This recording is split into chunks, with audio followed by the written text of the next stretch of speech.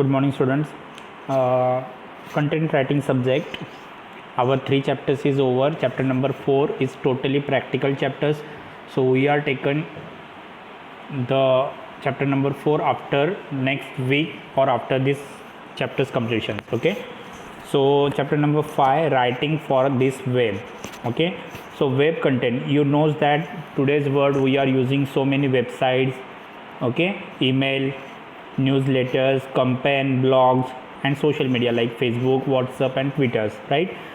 So content is main point or main importance. Okay.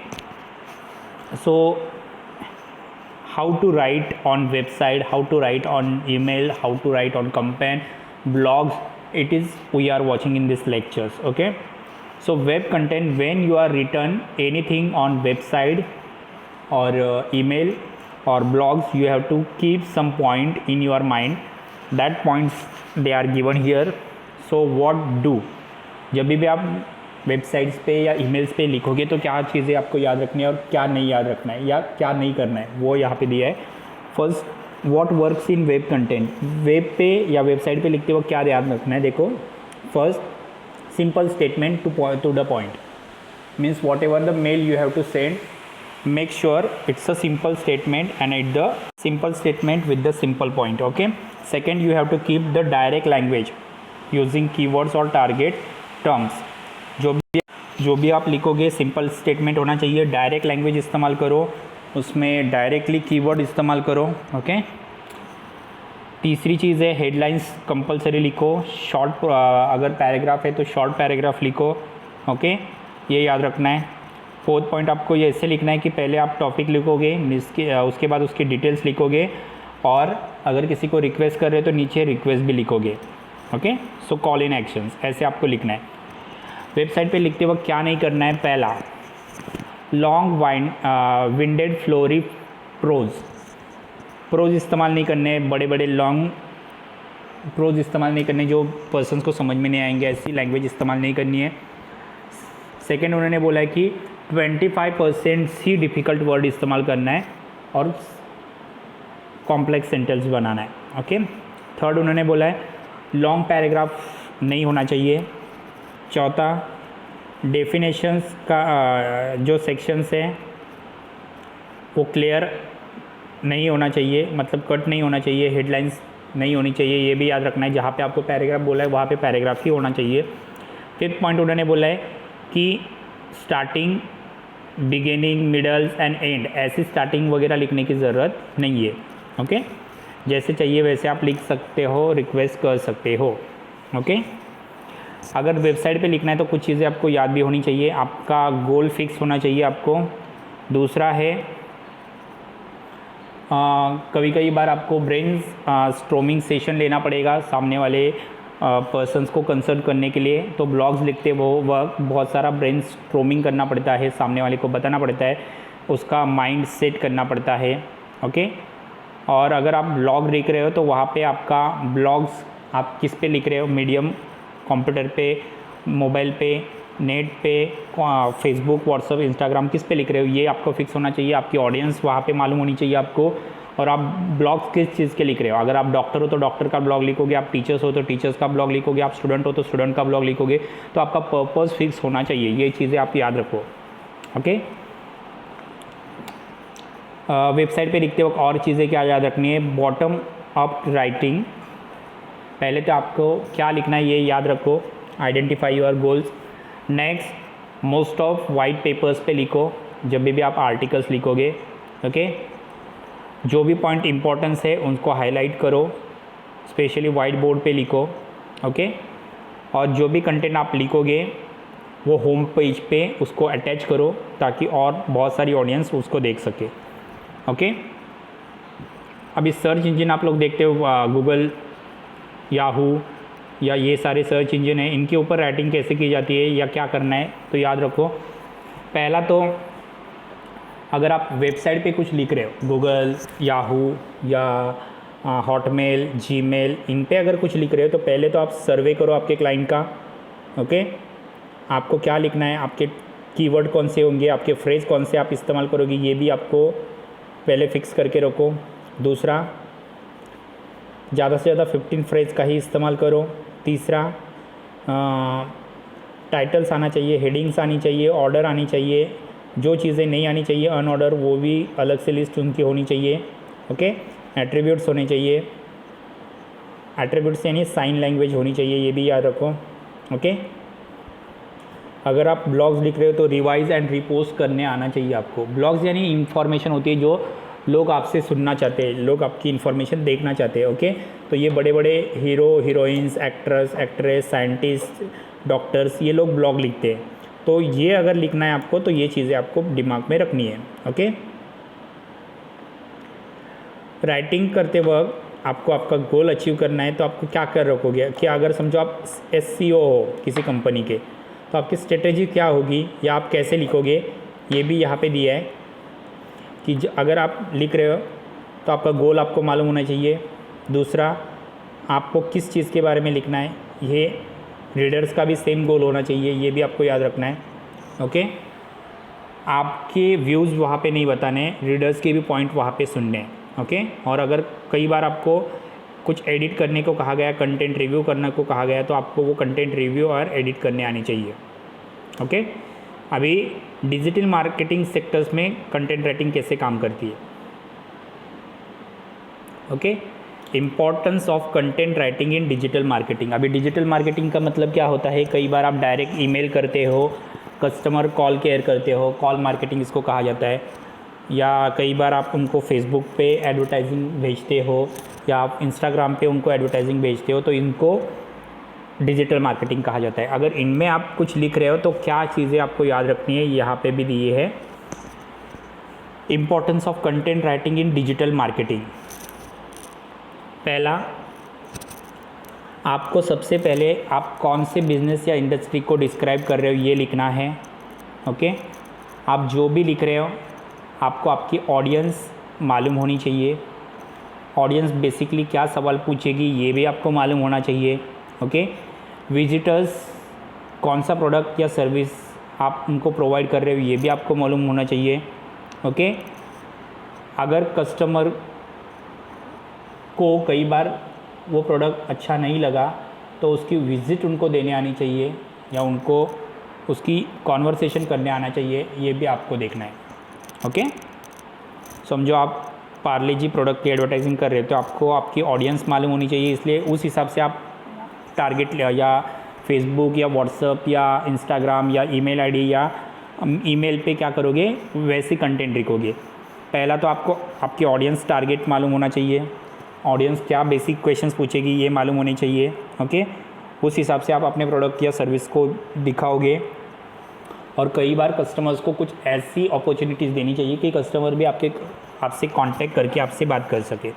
Okay, दूसरी चीज़ आपको याद रखनी है, सर्च इंजन ऑप्टिमाइजेशंस होना चाहिए।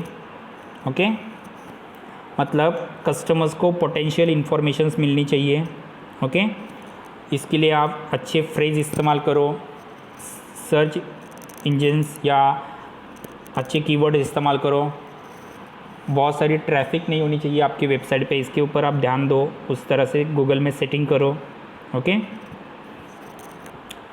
तीसरी चीज़, content writing could be also mentions the link of content website and bringing traffic there sides.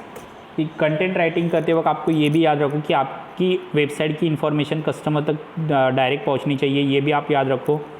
ज़्यादा ट्रैफिक नहीं होनी चाहिए वेबसाइट के लिए लेकर, ये भी आप याद रखो। Okay, next, good content is useful to conversation of the visitors of the consumers. Good content engage to visitor every time to visitor decided to take actions become the customers, it is called conversations। तो आपको ये भी याद होना चाहिए कि आपकी good writing जब भी आप लिखोगे या आप ईमेल आईडी या मेल पे लिखोगे या सर्च इंजन पे लिखोगे तो विजिटर्स आपकी राइटिंग में इंगेज होना चाहिए, आपकी राइटिंग से वो इम्प्रेस होना चाहिए, ये याद रखना है। आपकी वेबसाइट को बार बार वो विज़िट दे, ये भी याद रखना है। इसका सिंपली मतलब है आपको कस्टमर के साथ कॉन्वर्सेशन करना है। ओके, डिजिटल मार्केटिंग करते वक्त आपको ये भी याद रखना है कि आपकी जो SEO है, आप SEO की पोस्ट पे हो तो आपको पैरामीटर्स होने चाहिए। कस्टमर क्या सर्च करता है, कस्टमर की डिमांड क्या है, ये आपको मालूम होना चाहिए। उस हिसाब से आप रैंक की साइड लगाओ या रैंक फिक्स करो साइट की। ओके, एक वेबसाइट बनाते वक्त आपको ये याद रखना है कि सोशल मीडिया पे अकाउंट बनाते वक्त आपको बहुत सारे ऑप्शंस अवेलेबल है, जैसे लिंक्डइन है, इंस्टाग्राम है, गूगल प्लस है। तो इन सोशल नेटवर्किंग साइट्स का इस्तेमाल करके आप कंटेंट राइटिंग अच्छी और यूज़फुल बनाने की कोशिश करो। ओके, तो अभी हम लोग देख रहे थे कि अगर डिजिटल मार्केट में कंटेंट राइटिंग कर रहे हो, मतलब कुछ लिख रहे हो डिजिटल मार्केटिंग में, यानी फेसबुक, व्हाट्सअप, इंस्टाग्राम, इनके ऊपर, तो आप क्या चीज़ें या क्या प्रिकॉशन याद रखनी है वो यहाँ पे हमने देखी। ओके, नेक्स्ट राइटिंग कैसे करोगे, इसके ऊपर दिया है राइटिंग ऑन ब्लॉग्स। ओके, तो ब्लॉग्स क्या होता है पहले ये समझ लो। आपके लाइफ के जो एक्सपीरियंस है, समझो आप डॉक्टर्स हो, टीचर्स हो, लॉयर्स हो, या कोई भी आप प्रोफेशन करते हो, वो प्रोफेशन करते वक्त आपको जो एक्सपीरियंस आए वो एक्सपीरियंस आप ऑडियंस के साथ शेयर करते हो। ओके, और उससे आप ऑडियंस को आप कोई प्रोडक्ट या कोई चीज़ के बारे में इंफॉर्मेशन देते हो, उनकी साइकोलॉजी चेंज करने की कोशिश करते हो। स्पेशली जब भी आप सोशल मीडिया पे कोई प्रोडक्ट सेल्स कर रहे हो या किसी सेल्स की एडवर्टाइजिंग कर रहे हो, तो उस वक्त ब्लॉग्स देखना बहुत इंपॉर्टेंट है, या ऑडियंस वो ब्लॉग्स देखती है, वो देखकर ऑडियंस डिसाइड करती है कि उनको वो प्रोडक्ट लेना है कि नहीं। तो ब्लॉग्स एक टाइप्स का बुक्स होता है, जो बुक्स देखकर लोग डिसाइड करते हैं कि उनको प्रोडक्ट्स परचेस करना है कि नहीं। तो ब्लॉग्स लिखते वक्त कुछ चीज़ों को आपको याद रखना है। पहला, know your audience, what will they read and react to. आपको आपकी ऑडियंस क्या है, उनको क्या पढ़ना है, किस चीज़ पे वो रिएक्ट करेंगे, ये आपको मालूम होना चाहिए। दूसरा, what are your goals, how do they related to other marketing content. जब भी आप ब्लॉग्स लिखोगे तो आपको ये याद रखना है कि आपको क्या करना है, ये मालूम होना चाहिए। आपका प्रोडक्ट बेचना है, आपको किसी चीज़ की इन्फॉर्मेशन जाननी है, आपके ऑडियंस को आपको पकड़ के रखना है, तो ये मार्केटिंग कंटेंट आपको लिखनी है। ओके, तीसरा, आपको हर दिन के आपके प्लान्स मालूम होने चाहिए। आपको किस पर्सन्स के क्वेश्चंस के आंसर देने हैं, किस ऑडियंस के क्वेश्चंस के आंसर देने हैं, किस प्रोडक्ट के बारे में आपको बताना है। ये एडिटोरियल कैलेंडर आपके पास होना चाहिए। नेक्स्ट है, जो भी पोस्ट लिखोगे वो शॉर्ट होनी चाहिए एंड पॉइंट टू पॉइंट होनी चाहिए, ये भी याद रखो। ओके, उसमें जो भी आप लिखोगे वो इजीली पर्सन्स या ऑडियंस को डाइजेस्ट होना चाहिए, ये भी इम्पॉर्टेंट है। ओके, पांचवा पॉइंट है, किसके लिए लिख रहे हो ये याद रखो, उस तरह से मैनेज करो। ब्लॉग में आपका शेड्यूल फिक्स होना चाहिए, आप इस टाइम ही ब्लॉग्स देख सकते हो, ऐसा लिख के देना है पर्सन्स को, तभी लोग आपके ब्लॉग्स पढ़ेंगे। ओके, ब्लॉग्स लिखने के बाद लोगों का फीडबैक लो, लोगों की कमेंट्स सुने और लोगों के रिस्पॉन्स सुनो। जैसे अमिताभ बच्चन हर दिन ब्लॉग लिखते हैं, लोग उनके ब्लॉग्स पढ़ते हैं, फिर लोग उनको फीडबैक देते हैं, कमेंट्स देते हैं, कुछ गलत है तो वो भी बताते हैं, ऐसा कर सकते हैं। तो आप ब्लॉग्स कहाँ पे लिख सकते हो, तो ब्लॉग्स में आप 4 चीज़ों का इस्तेमाल कर सकते हो। डायरेक्टली किसी का ब्लॉग्स कॉपी कर सकते हो, कॉपी ब्लॉगर्स से। कंटेंट मार्केटिंग इंस्टीट्यूट गूगल पे डाल के देख सकते हो कि मार्केटिंग करते वक्त कौन कौन सी कंटेंट इस्तेमाल करनी है। कंटेंट लिखते वक्त क्या क्या रूल्स होने चाहिए ये भी लिख सकते हो। कंटेंट ऑफ कोड भी होते हैं, वो भी आप देख सकते हो। ओके,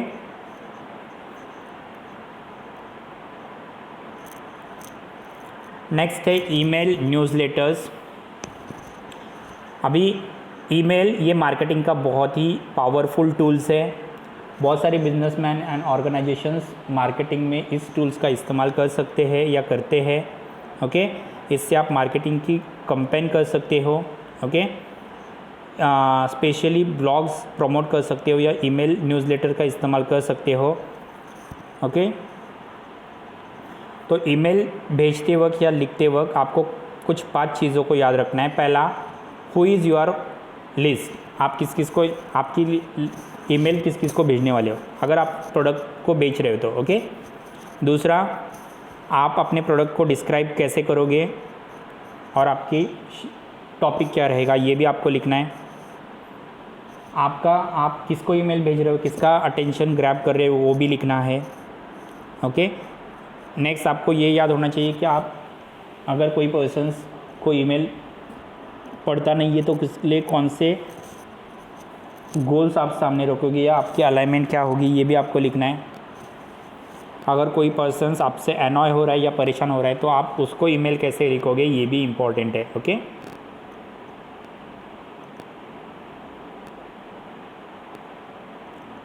नेक्स्ट सोशल मीडिया पे राइटिंग कैसे करना है ये हम नेक्स्ट लेक्चर्स में देखेंगे। Thank you students.